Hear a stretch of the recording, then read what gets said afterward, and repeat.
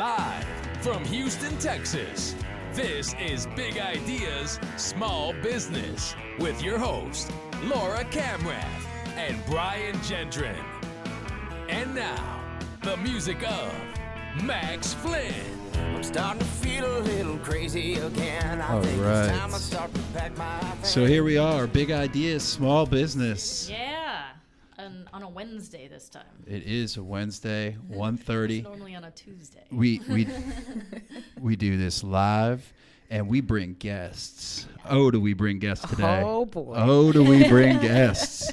So today we have the honor of joining us. We have Khaliah Guillory. How are you today? I'm awesome. I'm so awesome. Thanks for having me, guys. Seriously. Welcome. And thank you for doing this. Our Thanks so community much needs this. Yeah, Thank thanks you. so much for coming out. Thank you. Thank you for bringing your dopeness. Man, I'm just getting it from you. Yeah, I'll tell Two you what. of you. She's going to help us unleash our dopeness today. And Laura, how are you? I'm doing awesome, thanks. Good deal. Well, we like to start off our interview format with a couple fun facts about you. And Ooh. yes, and so here's mine. So a couple weeks ago, I was cruising down on the LinkedIn, and I see this post, and it's from Khaliah, and she was delivering the commencement address for UHD graduate students for the business school. The College of Business, yeah. College of Business. And I'm like, let me just pop in, and I was going to see her in a couple days. I'm like, let me just kind of tune in and see what she's up to, see how she's doing. I expected to watch it for about a minute or two and just get the gist of it. Here I am 18 minutes later finishing this video off because it was such a good speech. You are killing it. No, thanks, bro. Yeah, it Thank was you. amazing. She did a terrific job. It was my favorite speech that I've done thus far. Thus far. Thus far. I like that. Thus far. I like that. And then y'all know each other from... Yeah, so I met Khaliah at the eWomen Network. Yeah. And she came out just to check it out, and I think we met up and had coffee. We and, did. And she was really like right at the beginning of starting her business. I think I was in the phases of maybe creating the website or my marketing material. Yeah, like baby, Yeah. like weeks out probably. Yeah. So yeah, that was a while ago. Two and a half, Yeah. going on 2.5. Yeah. Yeah. Yeah. Crazy. that was Small fun. world. Yeah, no, that was awesome. And then I think you actually spoke at the eWomen Network. I did. Yeah. I did. We had a round robin. It was like a lottery number pick, and then if you win, then you get to present as a keynote or something like that. It was really cool. Yeah, so I think we voted on you. Yes. Yeah, you yes. got voted in. I got voted in. I wear it with pride. Yeah. It was awesome. Well, very good. So one of the first things we did, well, thank you for the swag. She brought us in some pins. Yeah, this is for you, Laura. Did you see that, Laura? Oh, I didn't see that. So I've got one that says "Unleash Your Dopeness" and one that says "Do You See Me?" So that's terrific. I like these. Put these on and wear these with Wearing pride. with pride, man. And I love what you're up to today. But let's talk a little bit about your journey. Where'd you come from? How'd you get to where you are today? Before we get into your big idea. Before we get into the meat and potatoes of it, that's right? right, How do yeah. we get to the meat and potatoes? Well, That's it's right. really funny because up until 2 months ago, I have transitioned fully away from corporate America life, and now I used to refer to myself as a corpreneur, meaning I merged corporate America with entrepreneur, and I just married the two words together. So I'm no longer a corpreneur; I'm an actual entrepreneur now. And I know, right? Give me some up top. Yeah. And that all really came about. I always had a desire and a passion for speaking. It's one of my job requirements at my former employer. And one of my roles here recently, 2.5 years ago, is a strategy manager. All that means is that I help small business customers increase and improve their cash flow. Mm-hmm. And I was an internal consultant, and I flew across all the country because my territory was everybody between California, Texas, and even the East Coast. Mm-hmm. And I found myself in San Francisco, and I did a speech or a strategy presentation. And as I was taking my seat, the executive vice president over HR leaned over and said, I have no idea why we're paying, these motivational speakers thousands and thousands and thousands of dollars to come in here and get the team fired up when we have you on payroll. Right. And I leaned back. I took my Sheryl Sandberg moment and I leaned in and I leaned back and I was like, you're right. You're onto something. And I'm sure she meant it as a compliment, but the way I internalized that was, yeah, you're paying me a pretty handsome salary, but I have to wait an entire year to get it, and you're giving it to me in 26 pay periods. Why not go ahead and be the liaison between what I know for sure in corporate America, merge and marry those two, and create a new curriculum, a new change and challenge to change a thought, and create my own professional speaking firm. So that way I can be that said professional speaker that comes in and makes a boatload of money in 60 minutes, and then I'm off to the next one. Right. And so that's when I shifted. That's the light bulb. That was like, here it is. Yeah. Here it is. You know what's great about that is that I had my light bulb moment in San Francisco as well. There's something about the Bay Area. There's something about the Bay Area. You're surrounded by all this energy and innovation. I think so. So now, fast forward. So you've now, since not very recently, very, very much recently, 2 months recent, have left the bank, and you've now not started, but have gone all in, full feet, like hands, feet, toes, full body is submerged at this point. And it's been going well. Absolutely. I'm having fun. I'm having the time of my life. Now I understand when entrepreneurs say, when you fully cross over, it's like a crossover moment. I'm like, okay, well, what's going to be so different? And now I get it. Like, I really can, I own my time. Right. And I choose who I work with. Thanks for choosing us today. Of course. You guys are dope. But that's really big, especially when you think of wanting to be intentional about your work and want to vibe and have a great relationship with the people that you work with. In corporate, you don't have a choice per se of who you work with. Some folks are hired in and you're not able to, if you take over a team, that's your team, right? But as an entrepreneur, I get to choose. If, I want to hang out with Laura and Brian, I get to hang out with Laura and Brian. Thank you for doing it. So, and that's an adjustment. Do you consider yourself fully adjusted, or are there still days I'm still transitioning, man. I'm so in the conditioning. I mean, we're talking like 16, 17 years of being in corporate America. 14 of those 17 years have been with my former employer. So yeah, I mean, there's moments where I wake up and I'm like, okay, here's my to-do list. Like, let me get all this done. I got to get this spreadsheet. I got to analyze it. But it's transferable skills as well. But it's not. I dictate when I get it done. Have you driven to the office? Have you gone that far? You get ready? No. But the first Monday that I woke up, so I was like, okay, I'm doing this completely. Like, let's say call it a Wednesday. My first Monday morning, I was just laying in bed and I was like, I don't have to do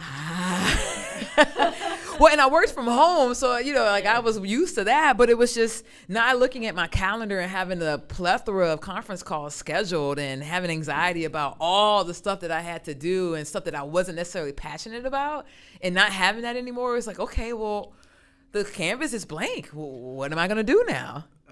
Laura, you remember this period, right? I remember that moment in my business. This was like before I actually even started my business. Oh, wow. I was in corporate oil and gas, and the industry downturned.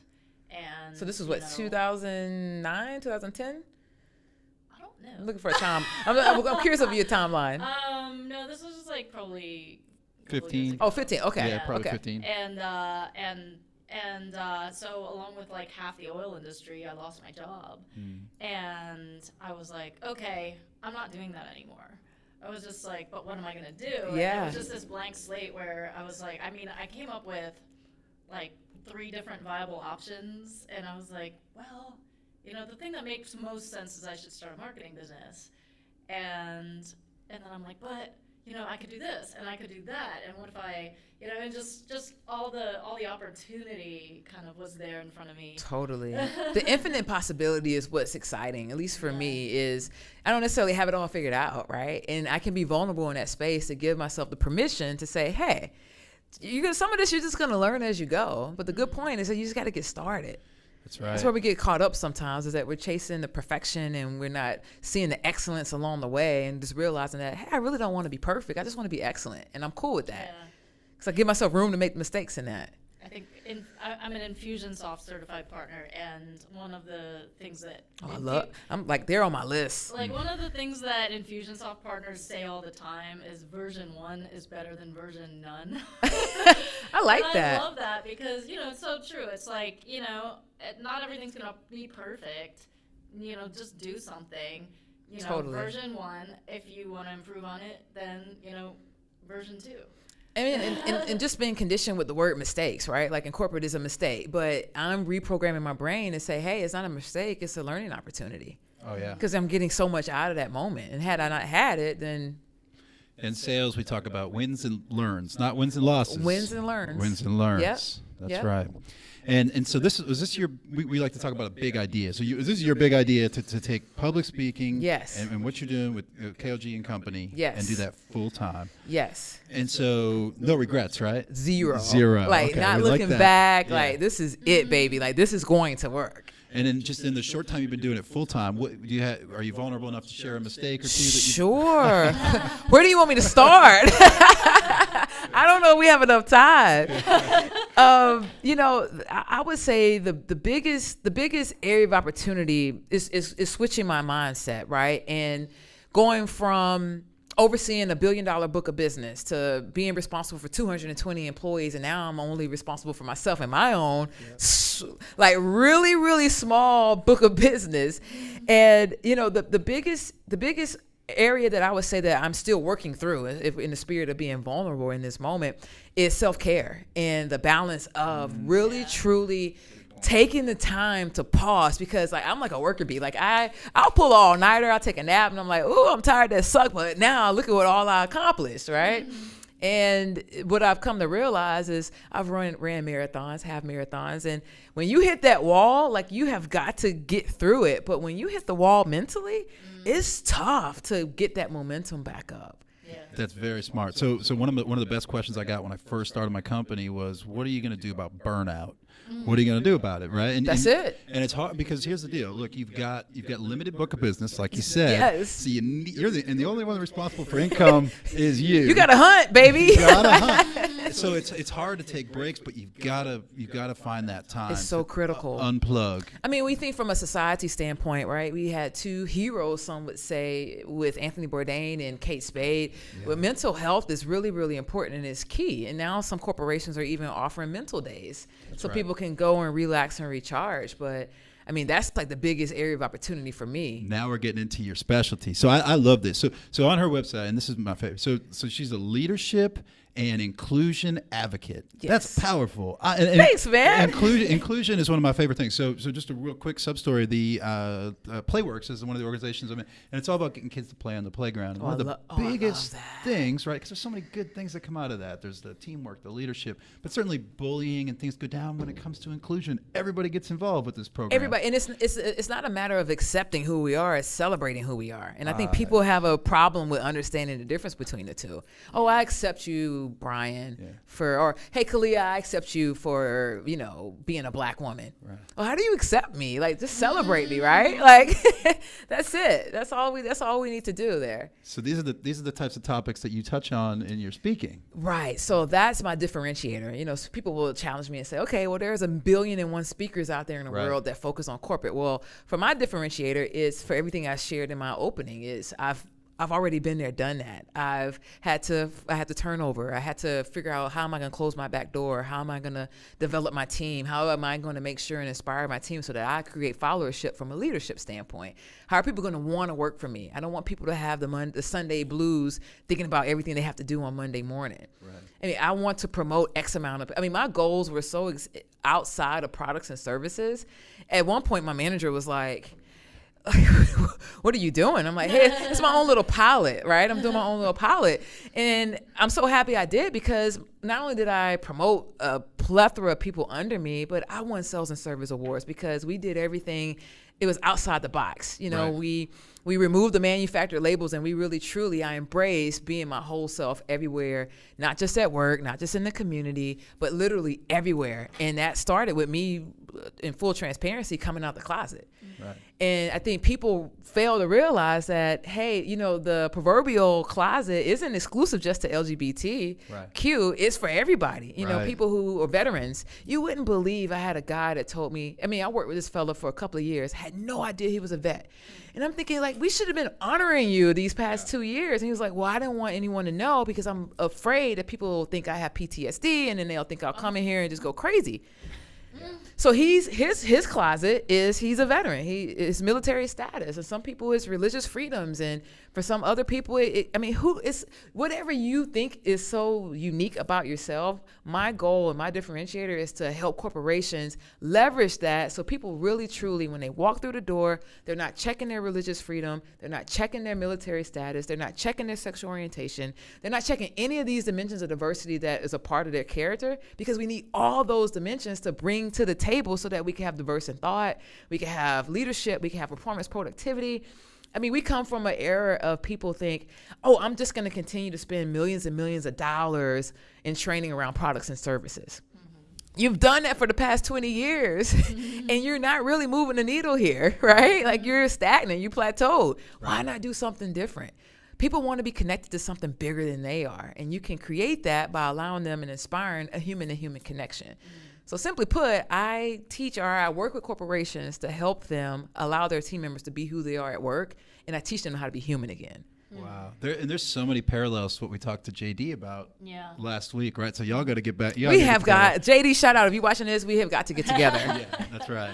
But that's terrific, and that sounds a lot like a film that I saw was coming out. There's some great segue, Brian. Oh man, that was like perfect. You teed me up. I could like hit a home run now. That's right. So Khaliah is actually producing at this moment a film on some of these topics, and I'd love for you to share a little bit more with that. Yes. So it's a docuseries, a 3-part docuseries. The title is IMU: Dimensions of Diversity.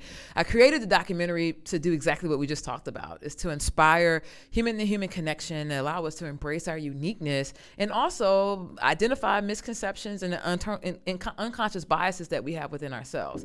Some of this is that we just don't know what we don't know, right? We don't have the tools or resources to lean into the courageous conversation. Like I'm curious about this, but I don't know quite how to ask it. And the idea or niche is that I partnered up with Rowdy Gunshot Productions. It's 2 local filmmakers here killing it. They're also corporateurs. They're still working in corporate America. So it's really sweet whenever you can live out your vision and you're financing it through your corporate America gig, and then you're able to transition away. But they have really taken everything that was swirling around in my head, and we've created the trailer that you saw.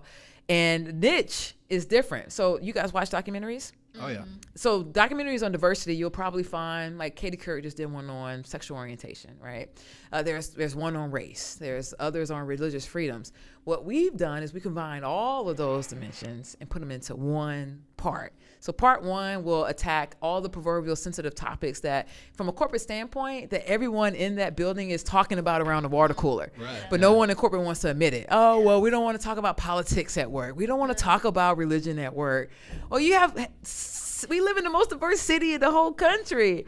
Right. And based on what I'm looking at in your HR guidelines, I'm willing to bet about 30-40% of your staff are participating in Ramadan. So you don't want to talk about that? Yeah. They should be able to feel comfortable. And do you have a space for them to be able to break away? Like, those are the type of things we need to talk about. Right. So you kind of bring it all to surface, right? So instead of pigeonholing and taking one segment, yes, you can look at the whole thing, because these cast a net wide. Yeah, and these are diverse. These, especially larger corporations, there's diverse set of people. Totally. And so how do you deal with all of them, not just one specific one? Yes. So and that is it. Is trying to help. We're not even trying to help, but helping, assisting corporations and organizations to realize that diversity and inclusion, they're married to each other. You can't have one without the other. And I don't think a lot of organizations understand that. So diversity, simply put, is I came to the dance. I was invited to the dance. Inclusion means that I'm going to actually get asked to dance. Yeah, and right. The diversity piece is, do you have a diverse, not just in diverse in skin tone, but diverse in religious freedoms, diverse in mindset, in culturals, and culturally, cultural competence. That's really what diversity is. Right. Inclusion is, how do you take all those people and make sure that they are in harmony, not just at work, but within the community. Yeah. And so a lot of our audience is small business owners, so we're not necessarily in the corporate environment.